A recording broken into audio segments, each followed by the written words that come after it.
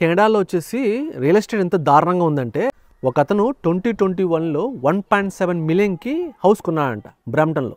ఇప్పుడు వచ్చేసి అతని జాబు వాళ్ళ వైఫ్ జాబు రెండు లే ఆఫ్ అయితేనా ఆ ప్రెషర్ తట్టుకోలేక ఆ హౌస్ని ఇప్పుడు లిస్ట్ చేశాడంట అమ్మడానికి. సో అతను లిస్ట్ చేసిన ప్రైస్ ఎంతంటే 1.4 మిలియన్ అనమాట.